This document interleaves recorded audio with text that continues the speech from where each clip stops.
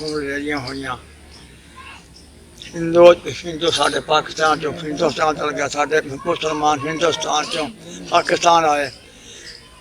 Camp लगे से गड्डियां वट सीटियां सिखा ने, फिर मुसलमानों को पता लगा, मुसलमानों ने फिर शुरू करता काम गड्डियां वड्ढने वास्ते, बंदे वड्ढने वास्ते।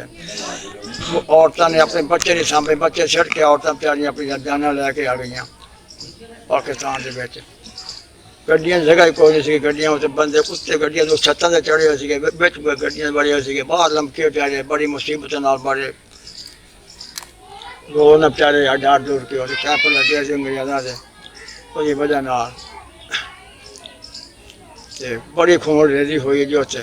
मुश्किल नाल लोग बेचारे अज कईयां दे खानदान खत्म हो गया बेचारे, उन्हें खानदान आया भी कोई उन्होंने विचों इन्नी कोई अल्लाह कुदरत हुई, कोई आपस जंग लगी पाकिस्तान के हिंदुस्तान तबाहियां बहुत हुई।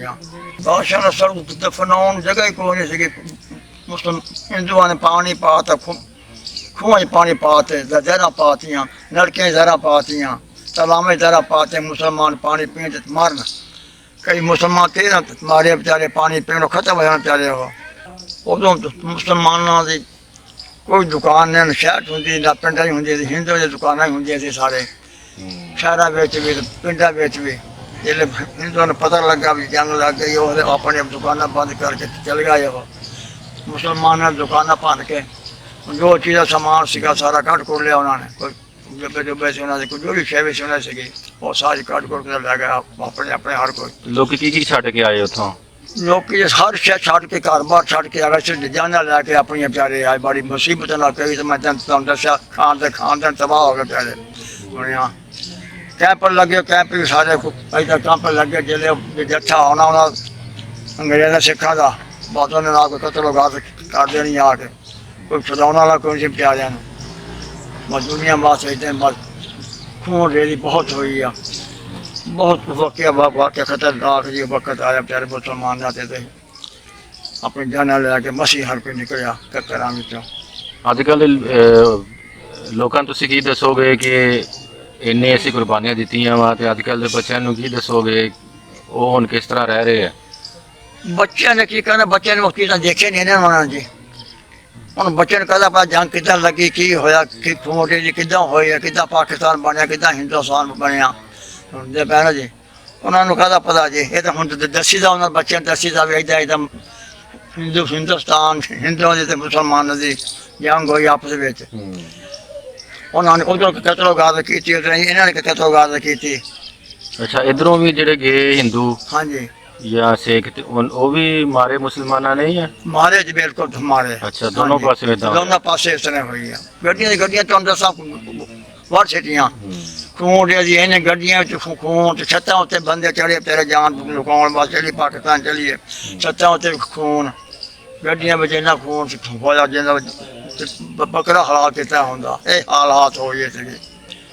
हाँ जी ते इदा जान बचाने वाले भी कई लोग होने विच जिन्हां जान बचाई दूसरियां दी। हाँ बिल्कुल सही है जी। मुसलमानां दी गल दरअसल ये है ना, अपने आप नफ्सो नफसी पै गई, हर एक अपनी जान बचाने वास्ते हर कोई रुकदा फिरदा रहा। मुसलमानों में फिर भी हमदर्दी खुदा खौफ सीगा, हिंदुओं से सिखा कोई नहीं खौफ खुदा का सुनिया। जेड़ा आया बच्चा आया, छोटा आया, बड़ा आया, औरत आई, बच्ची आई, सब कतल करी गया, फैर मारी गया। कोई तलवार तलवार नाल, कोई सोटिया डंडिया नाल। हुण तुसीं अमन का पैगाम देवोगे कि अमन होना चाहिए हर पासे? ये जी बड़ी मुश्किल आज हुण इन्हां दी हिंदुस्तान या पाकिस्तान आप कश्मीर की हालत देखते पे, कश्मीर की होने दिया आपस आपस मिल गए आके हो पाकिस्तान से हिंदुस्तान से कहने इको हो जाए चंगा, तो लड़ाई का फायदा कोई नहीं गा। आपे सलूक ना रहन, वो उधर रहन, इधर साढ़े भी आप अपने पाकिस्तान हिंदू सिख बड़े हाली है इधर सिंध वाले इलाके में।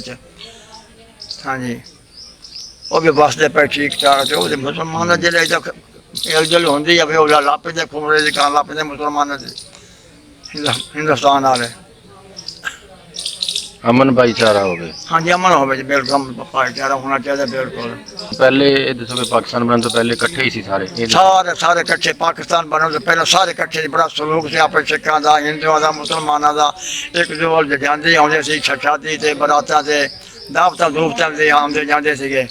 ਕੋਈ ਕਿਸੇ ਨੂੰ ਕੋਈ ਨਹੀਂ ਹੁੰਦਾ ਸੀ ਵੀ ਅਸੀਂ ਸਿੱਖ ਹੈਗਾ ਜੀ ਮੁਸਲਮਾਨ ਹੈਗਾ, ਅਸੀਂ ਇਹਦਾ ਝੂਠਾ ਨਾ ਕਰੀਏ। ਇੱਕ ਦੂਜੇ ਨੂੰ ਪਿਆਰ ਮੁਹੱਬਤ ਦਾ ਅਖਲਾਕ ਬੜਾ ਸੀ ਉਹਨਾਂ ਦਾ, ਆਪਸ 'ਚ ਉਹਨਾਂ ਦਾ। ਬੜਾ ਵਕਤ ਔਖਾ ਗੁਜ਼ਾਰਿਆ ਜਿਹੜਾ ਪਿਆਰਿਆਂ ਦੇ ਬੱਚੇ ਖਾਨਦਾਨ ਦੇ ਖਾਨ ਤਬਾਹ ਦਾ ਹੋ ਗਿਆ, ਪਿਆਰੇ ਗਰੀਬ। ਉਹਨਾਂ ਦੀ ਜ਼ਿੰਦਗੀ ਕਾਹਦੀ ਜ਼ਿੰਦਗੀ ਉਹਨੇ ਪਿਆਰਿਆਂ ਦੀ ਜੀ। ਮਾਵਾਂ ਨੇ ਬੱਚੇ ਸਿੱਟ ਦਿੱਤੇ, ਮਾਵਾਂ ਨੇ ਬੱਚਿਆਂ ਦੀ ਪਰਵਾਹ ਹੀ ਨਹੀਂ ਕੀਤੀ, ਆਪਣੀ ਜਾਨਾਂ ਲੈ ਕੇ। ਹੁਣ ਇਹ ਹੈ ਕਿ ਹੁਣ ਜੰਗ ਦੀ ਬਜਾਏ ਆਪਸ 'ਚ ਅਮਨ ਹੋਣਾ ਚਾਹੀਦਾ, ਬਿਲਕੁਲ ਸਲੂਕ ਹੋਣਾ ਚਾਹੀਦਾ। ਜੰਗ ਦਾ ਫਾਇਦਾ ਕੋਈ ਨਹੀਂ ਜੀ, ਲੜਾਈਆਂ ਦਾ ਕੋਈ ਫਾਇਦਾ ਨਹੀਂਗਾ। ਫਿਰ ਉਹ ਹਾਲਾਤ ਹੋ ਜਾਣ 47 ਵਾਲੀ, ਕੋਈ ਉਹਦੇ ਮੰਨ ਗਏ, ਕੋਈ ਇਹਦੇ ਮੰਨ ਗਏ, ਉਹਦੇ ਨਾਲ ਬਿਹਤਰ ਆਵੇ ਆਪੇ ਸਲੂਕ ਹੋ ਜਾਏ ਮੁਸਲਮਾਨਾਂ ਦਾ, ਹਿੰਦੂਆਂ ਦਾ, ਸਿੱਖਾਂ ਦਾ। ਸਲੂਕ ਵਾਲੀ ਗੱਲ ਕੋਈ ਨਹੀਂ ਗੀ। ਹਾਂਜੀ अल्लाह तेरा शुक्र है मौला तेरा, अल्लाह रहम करे हर एक ते मौला दी दात पाक, अल्लाह दी दात पर सलूक रखे हर एक दा। भाई सारे हैं बाबा सलाम की औलाद सारे हैं जी। कोई मुसलमान हो गया, कोई हिंदू हो गया, कोई सिख हो गया, कोई यहूदी हो गया, कोई शिया हो गया। ठीक है, बहुत मेहरबानी, शुक्रिया है। अच्छा